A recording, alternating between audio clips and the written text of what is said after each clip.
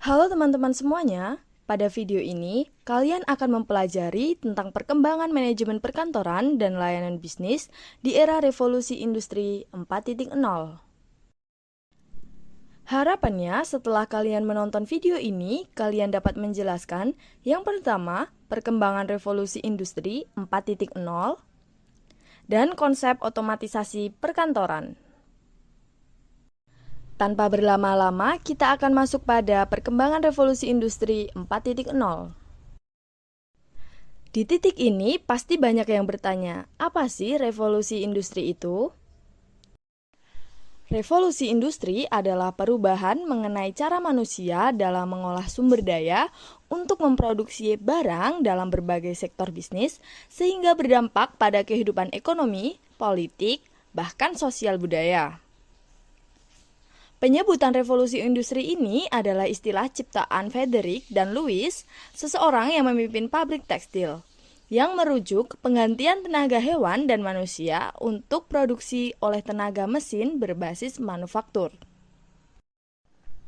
Setelah mengetahui apa yang dimaksud dengan revolusi industri, tidak ada salahnya mengetahui tentang perkembangan fenomena ini, di mana melalui serangkaian proses yang panjang.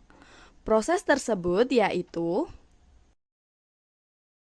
Revolusi Industri 1.0. Awal mula revolusi industri adalah ketika Inggris menemukan mesin uap pada abad ke-18.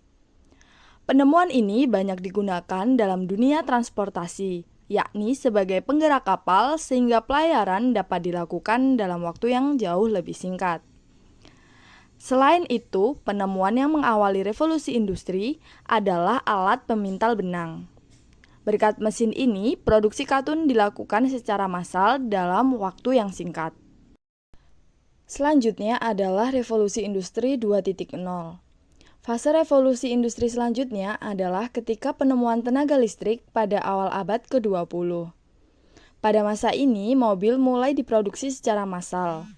Selain itu, ditemukan ban berjalan atau conveyor belt, sehingga proses produksi perusahaan dijalankan dengan sistem lini produksi, di mana satu orang pegawai hanya bekerja di bagian yang dikuasainya saja. Dampak revolusi industri ini adalah pada sektor produksi yang lebih murah dan mudah karena penemuan listrik serta pembenahan sistem kerja.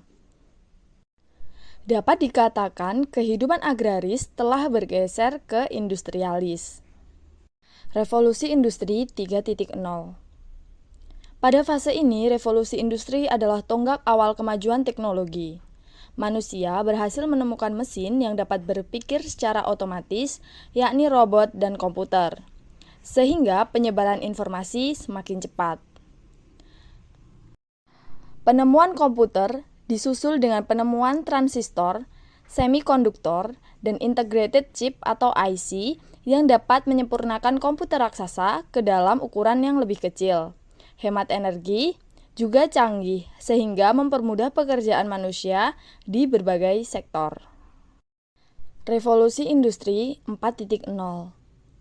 Revolusi Industri 4.0 adalah terobosan baru di dunia industri yang akan menggabungkan teknologi otomatisasi dan cyber. Dengan demikian, akan lahir berbagai kecerdasan buatan untuk membantu berbagai pekerjaan manusia. Selain itu, kemajuan teknologi informasi mengalami kemajuan yang pesat, sehingga mempermudah pertukaran data, cloud computing, dan cognitive computing. Dengan demikian, di samping kemudahan pengolahan data, diharapkan akan muncul pula berbagai inovasi usaha dan lapangan pekerjaan yang baru. Revolusi Industri 4.0 siap atau tidak siap harus dihadapi. Untuk itu, persiapan harus dilakukan dalam hal meningkatkan otomatisasi, artificial intelligence, membangun komunikasi mesin to mesin, human to machine, dan melakukannya secara berkelanjutan. Setelah mengetahui perkembangan revolusi industri, kita akan masuk pada konsep otomatisasi perkantoran. Seperti pada penjelasan sebelumnya, bahwa revolusi industri 4.0 akan menggabungkan teknologi otomatisasi pada berbagai bidang. Termasuk di dalamnya adalah otomatisasi perkantoran. Otomatisasi kantor adalah semua sistem elektronik formal dan informal, terutama yang berkaitan dengan komunikasi informasi kepada dan dari orang yang berada di dalam atau di luar perusahaan. Otomatisasi perkantoran adalah penggunaan teknologi atau peralatan kantor secara elektronik yang dilengkapi dengan sistem elektrik atau aplikasi dalam pekerjaan kantor untuk mencapai efisiensi, efektivitas, dan produktivitas kerja. Tujuan otomatisasi kantor. Seperti yang kita tahu bahwa adanya teknologi mampu merubah sistem kerja konvensional menjadi sistem kerja yang berbasis elektronik. Maka tujuan adanya otomatisasi kantor secara jelas yaitu sebagai berikut.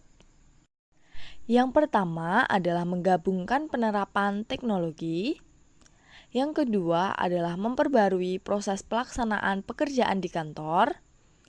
Selanjutnya adalah meningkatkan produktivitas dan efektivitas pekerjaan, meningkatkan komunikasi yang baik antar manajer, dan mendukung pengambilan keputusan yang lebih baik dan cepat.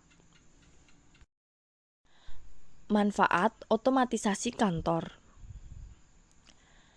Manfaat yang dapat dilihat dari penerapan otomatisasi kantor adalah: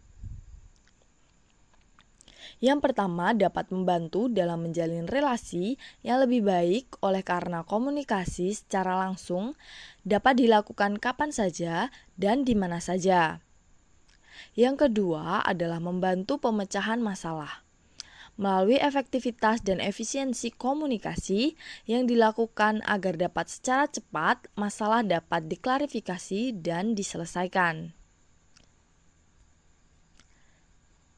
Yang ketiga adalah semakin banyak dan lancarnya layanan bisnis, maka perusahaan akan semakin berkembang pesat yang akhirnya berujung pada pencapaian keuntungan. Demikian tadi adalah materi tentang revolusi industri. Mari kita simpulkan materi pada video ini. Yang pertama, bahwa revolusi industri adalah perubahan mengenai cara manusia dalam mengolah sumber daya untuk memproduksi barang dalam berbagai sektor bisnis sehingga berdampak pada kehidupan ekonomi, politik, bahkan sosial budaya. Di mana revolusi industri melewati proses yang panjang dimulai dari revolusi industri 1.0, revolusi industri 2.0, revolusi industri 3.0, dan revolusi industri 4.0. Revolusi industri juga berdampak di bidang perkantoran, di mana pekerjaan konvensional beralih pada otomatisasi.